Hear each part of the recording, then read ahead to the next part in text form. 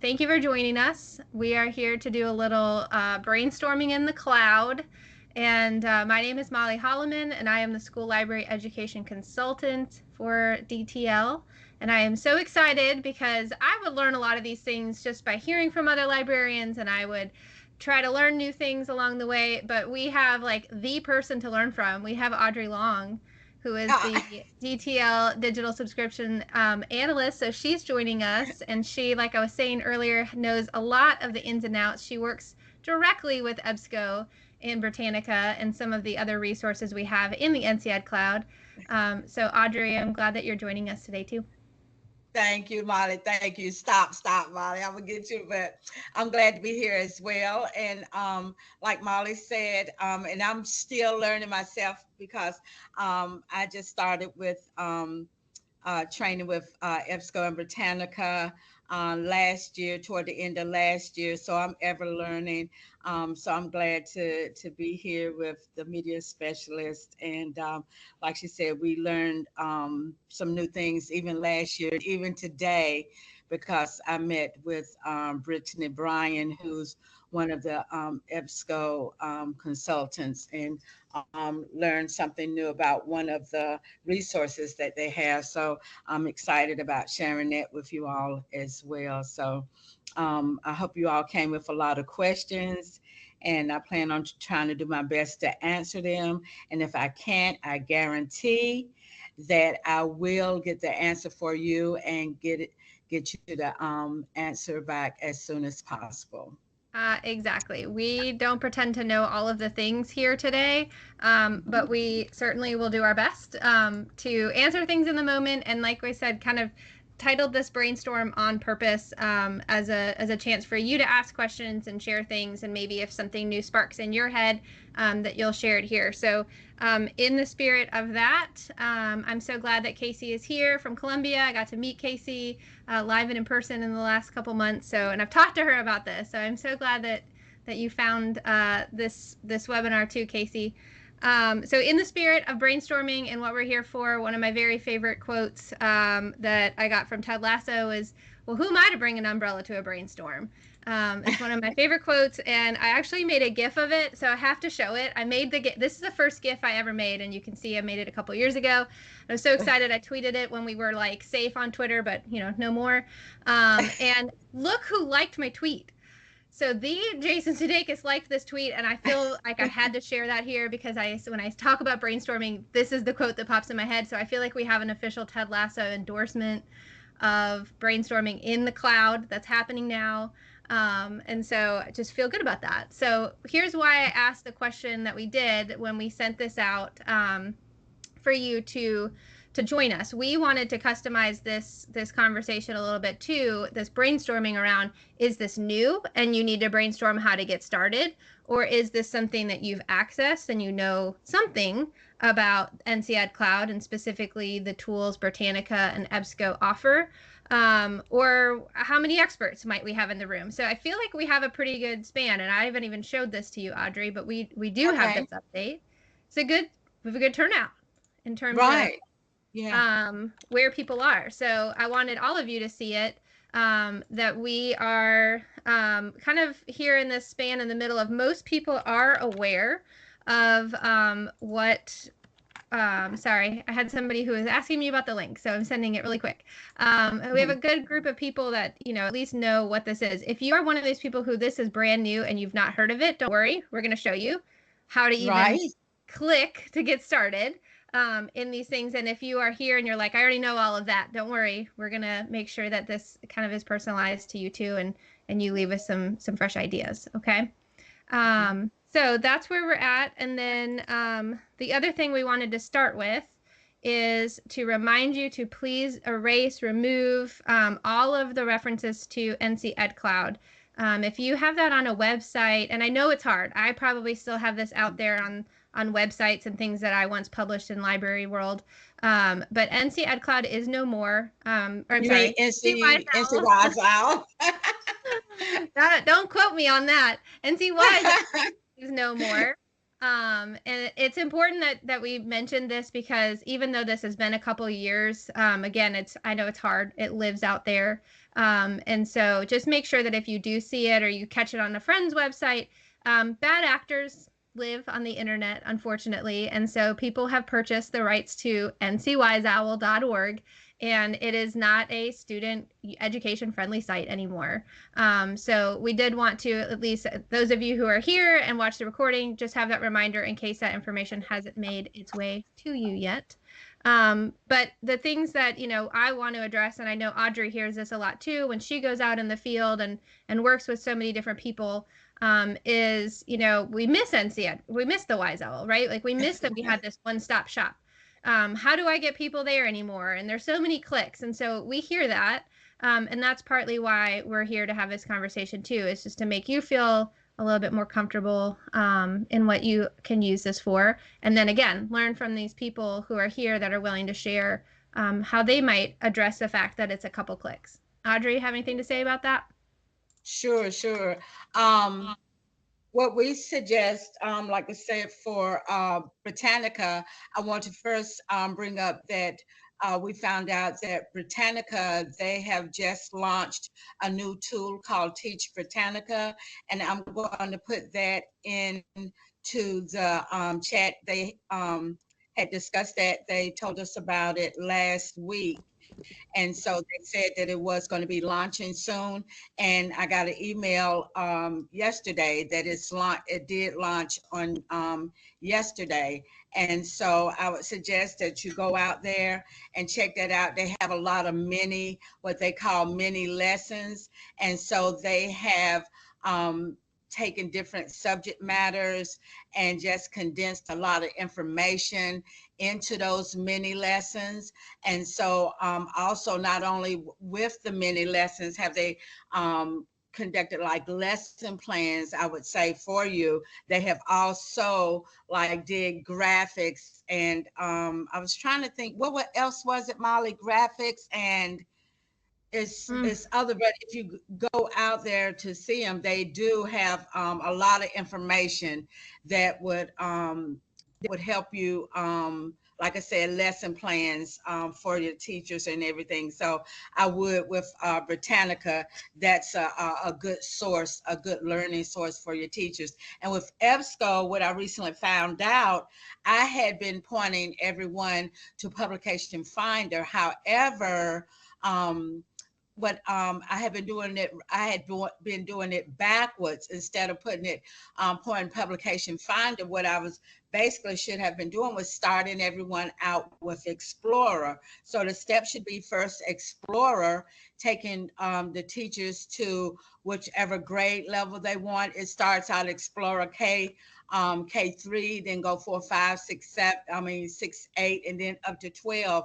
And what you would use the main face page for, take your students to whatever grade level they are in Explorer, start your searching in that grade level for Explorer. And then the next step, let's say for instance, if you're 4-5. So go to Explorer 4-5 and you want to search, let's say you want to search hurricanes. So search hurricanes in Explorer. Then the next step, if you want to go even deeper, then go to the section called Discovery Services, which is one of the next tiles within EBSCO. And so you would search under Discovery Services, search hurricanes, which will give you more areas, more pathways to search for. That would be where you would find your scholastic news. And so you would search in, and when you would search in hurricanes, and then it would bring up, you could search in scholastic news, you would type in scholastic news up under Discovery Services, and under Discovery Services and within Scholastic News, it would bring up all of the volumes and issues that you can find articles about hurricanes within Scholastic News. So that's what I recently found out. That would give you more content information about hurricanes, and also how you would use Scholastic News all in one. So like I said, both with Britannica and also with EBSCO, you will have a wealth of resource information for all of them. Does anyone have any questions about both any one of those and how you would go about using them? Yes, we have Ashley's got a question, and we'll show you too. We're going to go a little bit into both Britannica and EBSCO and show exactly what Audrey just said. So, Ashley, was that what your question was? Yeah, because I don't see the discovery tools. I have to find Scholastic News a different way. So if y'all are going to show, I'll hold tight. Thank you. Yeah. Okay. We literally just learned this on Friday, and then I got an email yesterday morning from somebody about it. And so it was kind of funny, like this is something new to us, so we want to show it to you and click through with you as well. Pierre, do you have a question? Yes, the link you sent out, I don't know if anyone else is having this problem, but my school system has blocked it. Oh, okay. So I guess I'll have to look at it at my house, but I don't know if I'll be able to use it at my district. So do you have a? Okay. Yeah, and probably what we'll do is we'll let them know. I guess that would be called like a whitelist, I guess, where they would have to open it up, I guess. And I think what they will eventually do, because we asked them on Friday, because right now it's a link, the link that I provided, but I think what Britannica is going to do for us is to actually provide that link within NCEdCloud. Didn't they say something like that, Mollee? I think that's what we're hoping to do. Yep. Okay, so since it's not available, it's not available readily available yet, and so it will be made available in the EdCloud. It's not readily available within NCEdCloud. You actually have to access it through that link that I provided. But we did have a concern about, teachers being able to access it outside. So they said that they would work on placing that link within NCEdCloud, within Britannica, so you could access that link within Britannica. Okay. Thank you. You're welcome. But this literally just went live yesterday, so it's exciting. We found out about it last week and then learned. So Tina, I just put the link. It's just teachbritannica.com. And that is what we're saying. Is we're hoping that we'll be able to embed right in NCEdCloud so that there's not this issue of if it is currently blocked in your district. But it is a really nice resource. I think it's one of those things that, again, us as librarians, we tend to take on that burden of teaching teachers how to use it, and that's great, and we should. But it's nice that there's these tools, these mini lessons and things that we can share with teachers to, hopefully encourage more use. Because I think that's one of those, like, again, it's a happy burden. It's a good thing. We want to be used as instructional partners, but this can help us along the way. So more to come, but again, just big off the presses as of yesterday. So Audrey and I have a lot to learn because we didn't even get to see it until yesterday. So yesterday, yeah. Exactly. So we want to take you into Britannica. A lot of people responded in your sign up for, like, what do you typically use or what do you want to know more of? And some people said specifically they do want to know how to teach research skills. And I think that's something that we are hoping to do a little bit more of, like, maybe a future session, a future virtual learning session with people who are teaching research using this. So if that's you and you want to be like Ashley last week and was willing to lead and share and do this with me and Audrey, please let me know. We'd be happy to feature some of the ways that, you have been teaching, or if you know somebody in your PLC, we would love to feature what you or as your team is doing. So this is going to be more of like that overview, again, brainstorming, what might you do, how might you use it, and we'll get into some hopefully more targeted learning about this. So if this is brand new to you and you have the ability to have another screen up and you want to click along with us, you just want to go into your NCEdCloud. So that's what you have up in your screen. And then I clicked on the Britannica right here. And then this is kind of your first opening page for Britannica. So you'll see it's split up into 3 different age groups: elementary, middle, and high school. And I think, Audrey, we said we were going to start in elementary, right? Elementary, correct. And so with briefly with elementary, when you open it up, it's always going to open up, and you're going to have an image. Every time you open it up, that image will change, and you'll have your search bar there, and then you'll have your in the news. You'll have a then they have a feature here, and as you scroll down, they have these new interactives. This is a new section, and this is what we recently spoke about last Friday, because they have some new updates, and the new interactives is one of the newest update features that they have, and you can scroll over that and find out more information about that. Then they have the explore section, where you have your biographies, your pictures and videos, as well as your articles. And then they have the video of the week. And also the Britannica, if you can open that up, Mollee, the Britannica Fundamentals is one that's good. If you click on read, let me see, it didn't, if it has 5 books. What these books, if you click on them individually, it will read aloud all 5 books from the front to the back. So that's sort of interesting. And then you'll explore. It explores the biomes of the world. And then the play, it gives you some equations for math as well as language arts. And then you create. It's pretty much like a big playground for the kids. And like I said, that's basically for your K through 2. But like I said, what's really interesting is the first one for the read the books. It does read aloud. So that's a good accessibility option for your kids. And then you have the other options, your animal kingdom, and then you can view by your animal groups. And this is also, you can have it in your Spanish version as well.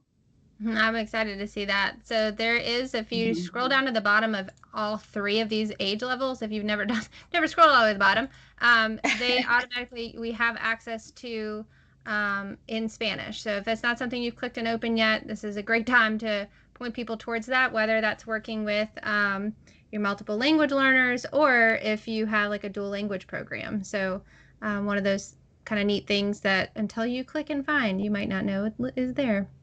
Anybody in the chat, or if you want to unmute, share if you use this with your elementary learners. Yay, Ashley says yes, we love it. Okay. Good. So we wanted to show you a couple kind of cool things in the middle school, and again, there's high school as well. And I know, Audrey, you had a couple things too. Martha said do it a lot for researching biographies, which I know is a big project in several grade levels, but especially elementary, they start learning about biographies, learning about people. And there's a very extensive list of people that you can learn from on here, and some that you don't know, right? Like that Hispanic heritage. I've never heard of that woman that they had listed. So that kind of made me curious, want to learn more. Now in the middle basically is the same. The front page basically is the same, but one thing that I really want to point out for the middle school page, if you scroll down to the it's called At a Glance, the collections. This section here, the highlight for this month is Hispanic American Heritage. And so if you was to click on that, you'll find out a lot of detailed information. And if you click on At a Glance, oh, I know one thing I wanted to point out. And this is for each section, each grade section. If you would scroll over to the left, Mollee, if, as you can see here, oh, I need to put on my extra eyes. If you can see on the left, this used to be in line on the right hand, but they've sort of put it in a different version. As you can see, you would have, they've sort of clumped it together instead of having like in the paragraph form. They've sort of clumped it together like information. If you click on either one of the arrows, like introduction, you have a drop down providing the information. And as you can see, it changes up under the navigator. It changes to all of the information. And then like you can cite, you can send, you can click on cite, you can click on send or print. And also they give you different citation styles that you can choose from. And if you click on beside tools, if you go from A to B, I think that's, yeah, from A to B. Oh, yeah, also where Molly just clicked from, they have different reading levels, 1, 2, and 3. And of course, you have your font style. That's also on your left, your font, either lower the font or make it larger. But what was really interesting is down on the left-hand corner is they've made a font for dyslexia. Mm-hmm. Yeah. So if you click on that, it will change the font. So it helps someone with dyslexia to be able to read better. And I thought that was very interesting. Also, what they're going to take back to their development team rather, is what we were concerned about is like for at a glance, the only way that you will know the subjects that they have more, that they have chosen to provide more detailed information is by chance if you, can you go to the search bar again for me, Molly? Mm-hmm. Up here? Maybe from the front, from the front page. Mm-hmm. If you type, let's type in presidents. Okay, if you type in presidents, you see, like, go back to the front page, to the search bar. Okay, and hit, okay, let me see. I don't see it. Let's type in, it should show, I was thinking like up here. Oh, type in with a S. Let's see if it'll do it like that. Okay, see the second line, it has presidents of the United States at a glance. That lets us know that that's one of the categories that they have delved into at a glance. So lets us know that they have a lot of detailed content, a lot of content, enriched content at a glance about the presidents of past and present presidents of the United States. That's the only way that you would know that was one of the categories, unless you clicked on the under the category, under the collectives, and clicked on the other. Yeah, let me see, scroll up a little bit. Yeah, so I think when we looked at it the other day, Audrey, it's under here with the, like right now it's Hispanic Heritage Month. So this is the collection, but if we see this here, and if you click right there, Yeah. and then just scroll, you know, under, just go from page to page to page to page. That's the only way that you would, if you just went there and go page to page to page, that's the only way you would know what the categories are. Or if you by happen chance search and see that it was at a glance. So that was one of the things that we brought up to them. And so they're going to take to the development team to see. She said all the subjects that have the, So I think what she's saying is if you type at a glance, right? That's what you said, Lindsay?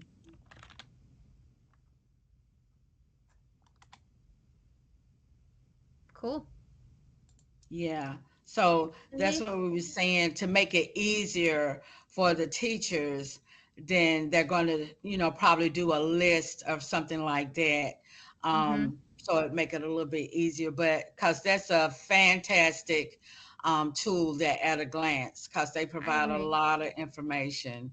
I agree. on And I different think of like subjects. Martha was saying about teaching biographies, like this is a great way to kind of branch out behind like beyond the names that you might have in Right. your library, right? Like we have a Yeah. limited amount of space and budget Mhm. for physical books, and a lot of times they go out of date.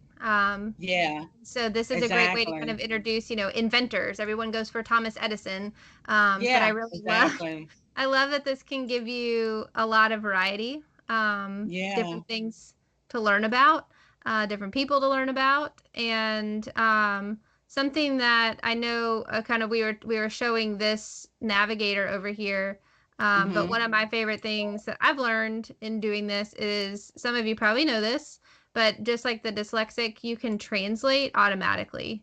And it uses Mhm. it's Google powered translate. And so you can pick a language, and there's so many. And then as soon as you do it, it's pretty much automatic, which is pretty Right. amazing. So great accessibility. And I will change it back so that we are not confused trying to, some French, but I'm not sure that I can navigate us. All right. So, And another thing that I found out too is that if you go back to the front page, mhm, the bottom where we was talking about the other day, Molly, mhm, um, which section was that? Yeah, the primary sources. mhm. That the middle school section has more primary sources than the high school. Mhm. Did you know that? Nope, but that's super surprising. You would think that it would like Yeah, increase Donna. as you go up. Yeah, Donna showed me that. Yeah. So I think this is really like this is one of those things I wanted to show because I think as librarians we hear this a lot. Like we talk about primary sources, but I think this is one of those like it's very easy to get to. So I'm Mhm. right now inaugural is what came up, but if I search for I know Audrey you brought up hurricanes earlier, so I'll pull up Mhm. hurricanes here.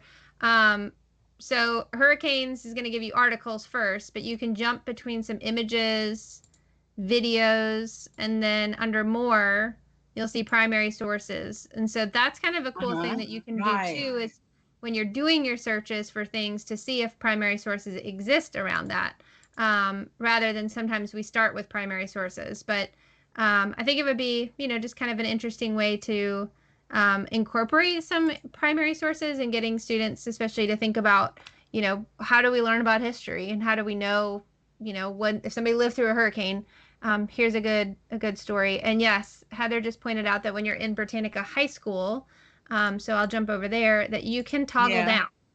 You're not, yes, you can start here and start students here, but when you do start, well, I feel like we have to do Jim Henson. Like if feels like you have to if it's Muppet Day or Jim Henson's birthday. I think that would just be doing him a disservice.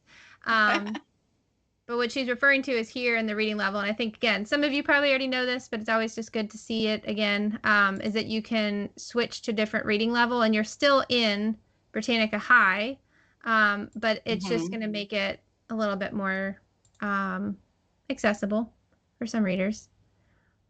Heather, do you want me to show anything else? Um, Oh, that's just good. I just across wanted to the point top. that out. Yeah.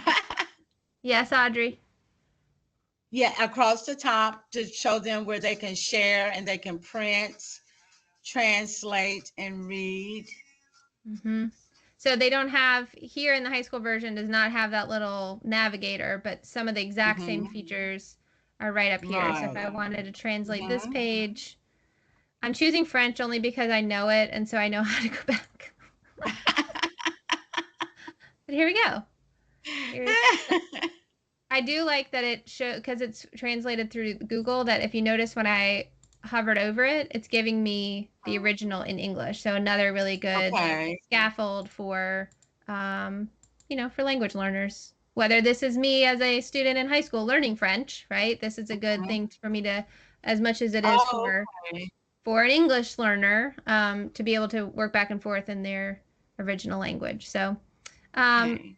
so I think that was it, what we were going to show with Britannica. Before we leave, is Britannica. there anything, those of you who are here, you feel like sharing out how you have used this, how you have taught with it, or if you have something that has popped in your brain. Remember, we're not using umbrellas here, so feel free to share.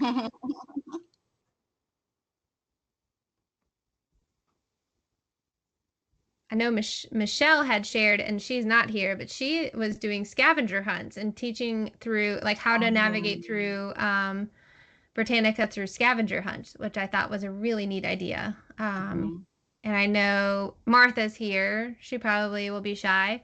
But Martha has done a lot with scavenger hunts, so I bet there's probably a link there that she would come up with. But if anybody else has anything to share, I'll be quiet for a second. I'll share. So we use it to introduce research all the way down with kindergarten. So they pick an animal that they want to research when they're doing like comparing dogs. They pick a specific dog that they want to research. We help them spell it out, and then they're able to find pictures and things like that. To then describe the dog using adjectives and things like that, just based on the photograph. So that's helpful for them. And then we just grow it as it goes up through our 5th graders. And then we've used it in tandem with our ML teacher. And they're researching countries for Hispanic Heritage Month. They got to pick a Spanish-speaking country, and they're doing research and doing some writing that goes along with the WIDA testing expectations that they have to do. So we've teamed up to do that. I love all that. Thank you. I started playing. Hi, Martha. Please share.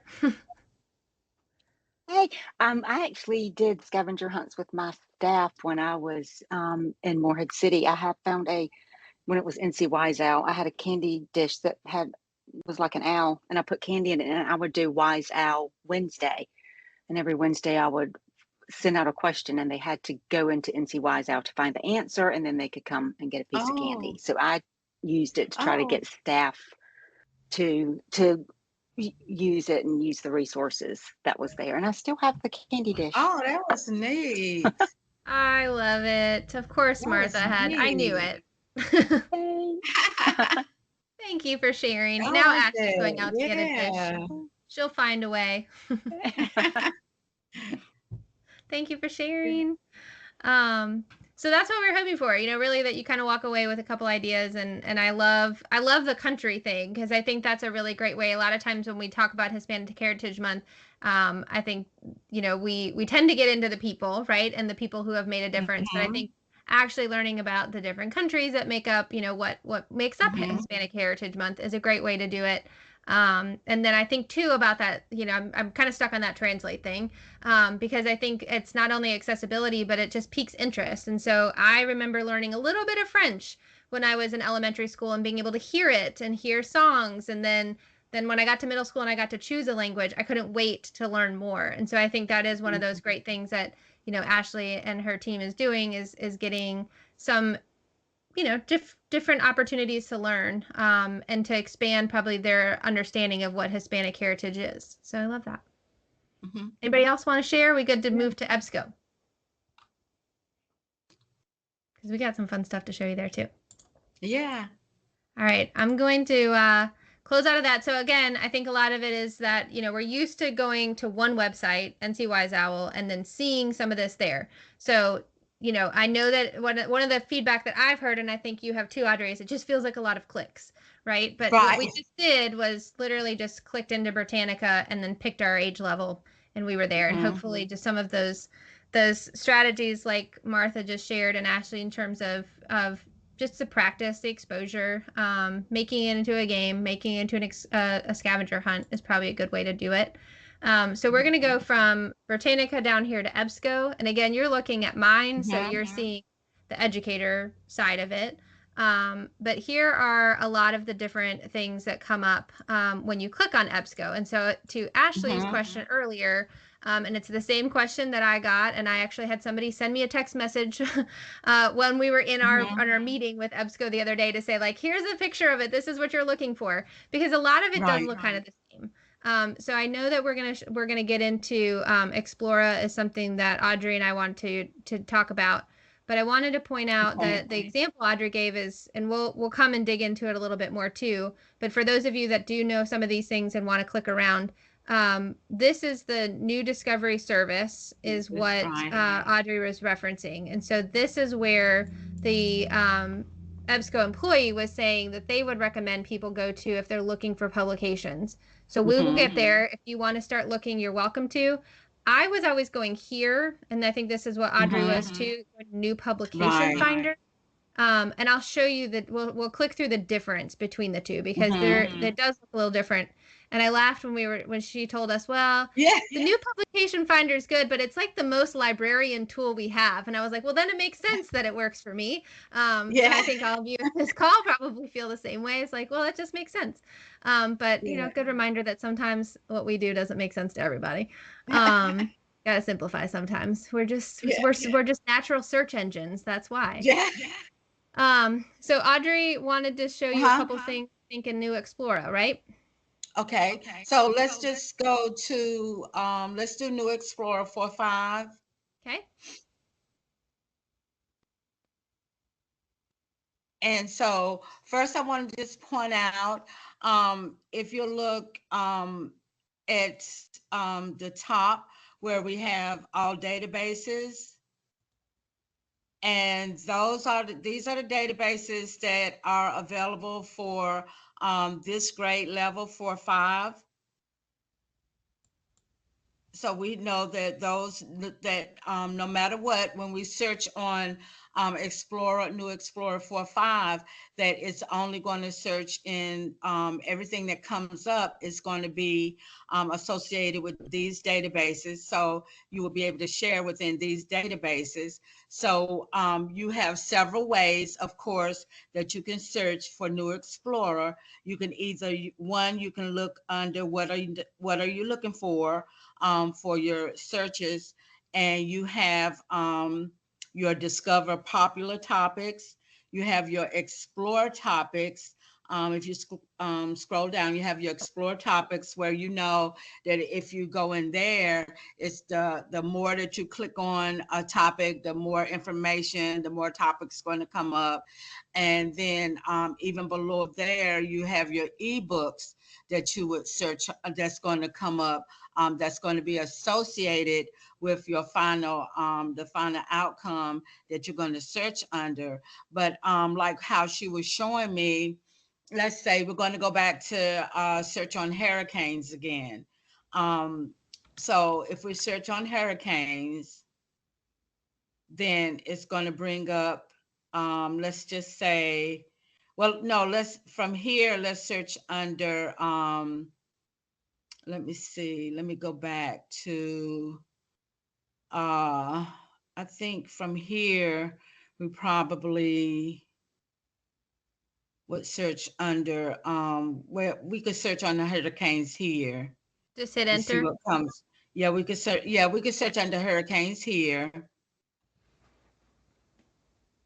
And then let's say, okay, we have hurricanes here. And if we scroll down, then it's going to give us information here. But let's say that, for instance, if we want more information about hurricanes, this gives us a lot of information about hurricanes. But let's say, okay, we're satisfied, we're somewhat satisfied with this, but we want more information. This is where we would go to Discovery Services. Mm-hmm. So I'm going to open up a new window just to show you the difference. So, so I'm leaving that one open where we were in Explorer. And like she said, we just typed in hurricanes, hit enter, like I think most kids would, like search bar. And there's 10,000 results, which is better than Google. It is better than Google. Exactly.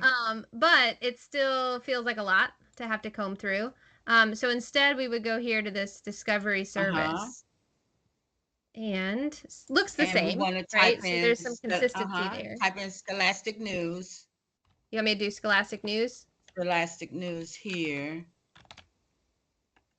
We type in Scholastic News. And then we could, from there, if I'm not mistaken, that is where, we would type in hurricanes. And so now, exactly. You've given them We've basically narrowed it down because we've said, let's look at hurricanes in something we know is a verified source, which is exactly Scholastic News. News. And it's going to bring up all of the volumes, issues with Scholastic News that has hurricanes in it. So I could see from I clicked on it kind of fast, but I scrolled down just a little bit. Like this says in the news, but I went to one called Raging Hurricane because that probably is what a 4th grader or 5th grader is going to find interesting. Right. And so it says here that this one is from 2003. So a couple things that you can do too is if you don't want them, none of them were alive then. So if we wanted to change, we could do all time and just do the last 12 months or the last 5 years. So that can help you get even smaller too. But the reason this one's going to be so limited is because we're only looking in Scholastic News, right? But if you did something different, like the last 12 months and type in, let's just say school, I'm guessing there's going to be, but again, we would start in, this one's filtered. I got to start back with Scholastic News. Let me go back. Yes, Scholastic News will remain licensed in EBSCO. And that question gets brought up a lot. So we'll show you, if you're not familiar, we'll show you where you can go find those. But I think this is just one of those helpful steps where when we look at the publication finder, it gives you, again, we can see an index of everything you have access to, every single edition, right? But that's not often what people are looking for. So being able to point them to something that looks the same, right? This doesn't feel like I'm learning a new tool. I'm just doing a search for the publication I want. And then within that publication, this is what I'm looking for. Exactly. All right. So let's show them. Well, let's open this up so you can see it is a lot like those of you that are familiar with Publication Finder, or if you're not and you're like, well, how do I show them? Like, this is great, but what do I show them? So a couple things is you can see, again, here's a new edition, right? March 2024. And you can see that it is, you can read an abstract, you can read a little bit about what is this article. And there's a couple things you can do. You can download it. You can do two things. So now I think it's important that we show you both. So the PDF will give you the actual page. So if you were looking at a Scholastic News, like it was scanned into the internet, into your website or into a computer, this is what it would look like. So here we have the 2 pages or more, looks like 4 pages, specifically about this making book magic, and it coincides with Read Across America. But you have the whole PDF. So this could be something that they download and they access on their device. It could be something you download and print a copy of. But there's, obviously this is nice that you have full color, pictures, and it looks just like it's supposed to. There are a couple things that are helpful on this, though, is you can search is coming. You can listen. It's a little wonky on the PDF, but it does work.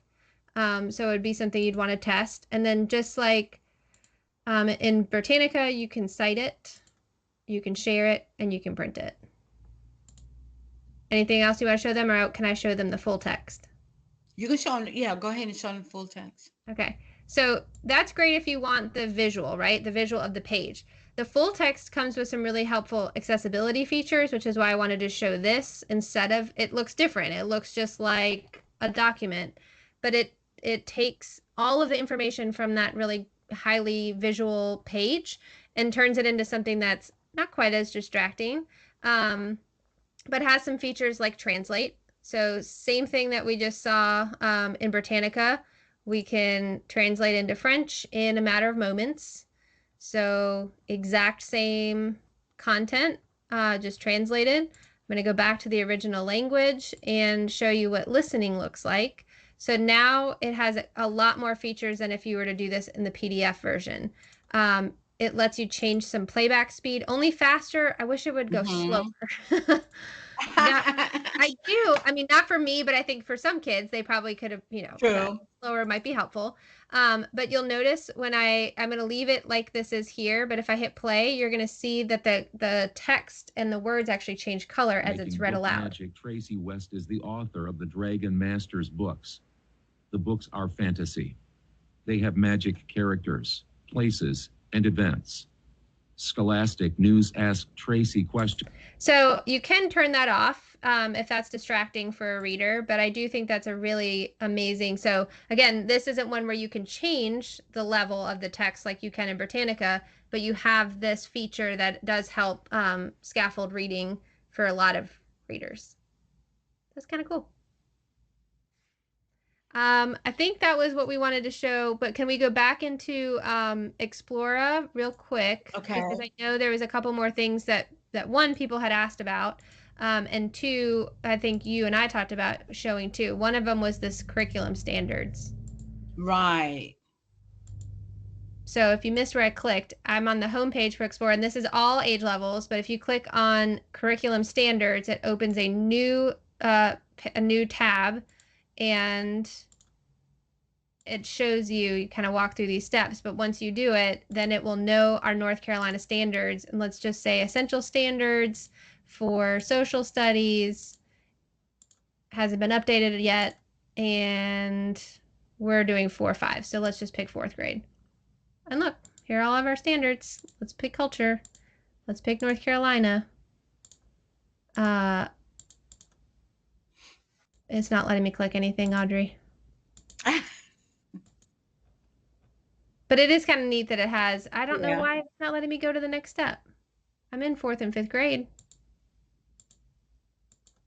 Okay, we need to come back and look at that one because I like that one, but we're running out of time. We've got 10 minutes left. Okay. One of the other things that do the research guide, because that's good. Okay. That's for the students. Research and writing tips for the students. Mm-hmm. So this is another one, kind of like the Teach Britannica. I will, Ashley. I thought when we talked to her that there was a next step, so I'll work on that. But this reminds me kind of that Teach Britannica, where it is helpful to have these guides that are already made for you, that can lead to more conversation around research. This could be something you hand to a teacher that says, I've got these resources. What can we, what of these things might align with what you want to be teaching? So those are over here on the side, research guide. I wanted to point out how to create the account, correct? Under My EBSCO, yeah. So you can create an account one time, and this is like a step beyond going into your NCEdCloud, right?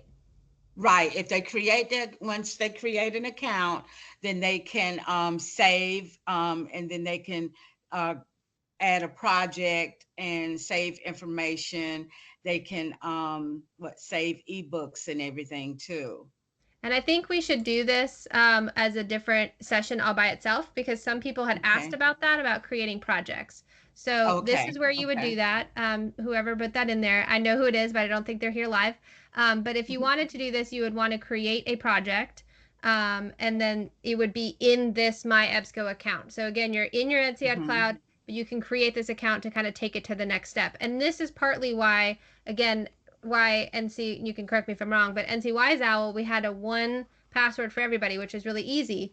But now we have a lot more thoughts and concerns about data privacy, and that includes your data privacy. And so that's why you would take the step to do the My EBSCO account, so that you, I don't know, Lisa, that's a really good question. If you can cite without having the EBSCO account. I think so. I'm not sure. Yeah, you can cite without having an EBSCO account. So if I'm in this article, this little cite thing right here. Yeah, so Martha says that you can, but having an account will help with organizing your resources. Exactly, yeah. So you can create it. So too, Martha. And copy right here, but if you wanted to use, like, save this resource and put it in a folder for your innovators, activity, then you would want to have the MyEBSCO account. But you can actually cite the source. You can copy and paste that.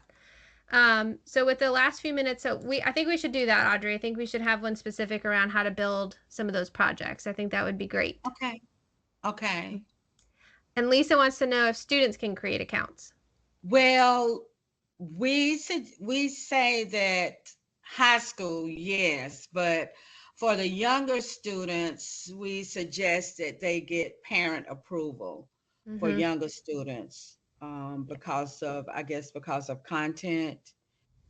We suggest that the younger students get parent approval, but for high school, yes. Perfect. Yeah. Thank you. So in our last few minutes, let's show you a couple things. And truly, if you either have to hop off before 4 o'clock or you're thinking of something now that you're like, well, you're talking about projects, I also wish you would talk about blah, blah, blah. Tell us in the chat because we will do some more targeted things. This was meant to be a little bit more of an overview. So if there's some things that you want to see us dig into together with some librarians, I think that would be great. And we'd love to hear and know what's helpful. What is something that you would want to dig into? So I did want to show you these couple things. So I think we should show you now that we showed you a little bit about what Discovery Service. This is the difference with the new publication finder. So this is a great way to see all of the publications we have access to, and there are many. There are so many. Show them one thing I found out today. If you click on Browse Subjects, that's what Publication Finder is really good about. It brings up all the subjects, and it shows you on the right-hand side how many publications that we have access to in regards to those subjects. So that's really good. So just know though, like if you look at banking, finance, and investing, we have access to 1,600 publications of those. So this is when she was like, this is a very librarian thing to use. Then don't make the mistake that I did, which is I was like, it ends at banking. It honestly took me a minute to realize that show more means we have this many topics of B's. Yeah. There's a lot of topics. But I do want to point out a couple things. Check out book reviews. We have 8 publications of book reviews. So if you are working on your collection development and you have an MTAC committee or you need to show that you access different book reviews, this is awesome. There are some good ones and there's some that I've never heard of before. But one of the things that I really appreciate is that when we do know vetted resources, where's the resource, Jennifer? This is under it's under Publication Finder, and you look under Basics. What is it? Basics. Go to New Publication Finder. We are under New Publication Finder. Browse subjects. And there's 193 subjects total. So I just happened to go to book review. So you can jump around.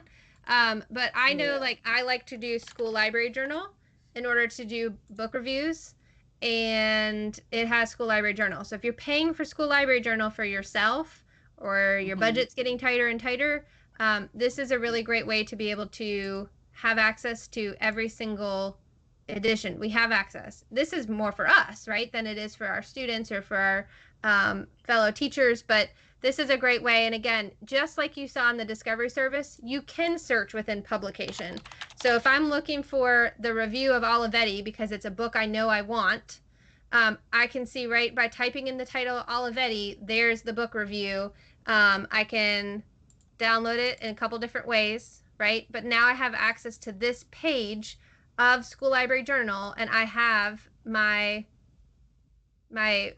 book review that I can use for my collection development, which I think is really cool. So that's a way that I started using this many years ago. I didn't have access to School Library Journal unless I was paying for it. So now this is how I started doing it, and it's one of my favorite things to do. So you can search within it just like I did there, but you can also see a whole volume. So let's say you wanted to see, I'll back up because we don't need to just read Olivetti. And if you don't know Olivetti, I love Olivetti. So there's my book my book talk for this group. But if you want to see like the newest issue is right here, October 2024, and it will give me all of the results. One thing would be kind of cool is if you could just read it page to page. You can't, but it does kind of help you take the time for flipping by jumping into the specific articles you might want to read. And then the other thing is, those of you that have done some PD with me might know that a lot of what I like to do is to grab an actual article and share the article, right? Grab the PDF and share the PDF in so for PLC meetings, for example, or if you're going to do a PD and you might be talking about manga, this could be a great way to grab an article to share with people. So, and then you'll be teaching your fellow librarians that they can access this. So all kinds of publications. I wish we had more time to talk through all of them, but this is another place where you could go for Scholastic News, Time for Kids, any of the student resources. But then for you, can be School Library Journal. I was telling Audrey, the other thing I do on this a lot is Our State magazine. If I can't get it through my library, oh, yeah, $8 an edition, and I love it, and occasionally I will buy it. But this is another good way to be able to read just a couple articles. So we are, I know. Can I show 2 more quick library things? Yeah. Fast. They're fast, I promise. So these are also under EBSCO. So EBSCO has a lot. There's some student-facing things, but then there's a lot for us as teachers too. So we were just in this new publication finder. We've gone through here with the discovery service as being a little bit easier for students. You also have really fun kind of primary sources. So this could be, if you were looking through those primary sources on Britannica, this could be a good thing to dig into. But if you're also looking for, I had a question about current events. We were asked recently, how do you teach current events using EBSCO? And I would do this point of views reference source. If you're not using it, would be a really helpful thing. You can do keyword search up here, but it also has tons of categories. I'm going to show all so you can see. So tons and tons of things, print versus digital media. And it's going to give you essentially an article, but you have a lot of the different resources that you do and all these other things that we've shown, where you can cite it, you can translate it, you can get a PDF, you can get some related information. So that's a great resource. This is points of view, and we can maybe do another session just on that and how people are using it. But the last thing I want to leave you with is Novelist. I think if you're not using this, just like we were just talking about book reviews, this is a librarian's really good friend that you might not be utilizing for reader advisory. We talked about it briefly in a spring lunch and learn that I did, but I just had my niece, for example, was asking for she's a 14-year-old. She just started high school, and she said, do you know about any mystery books? And I was like, that's a big ask. Yeah, I know mystery books. What are you looking for? What have you read?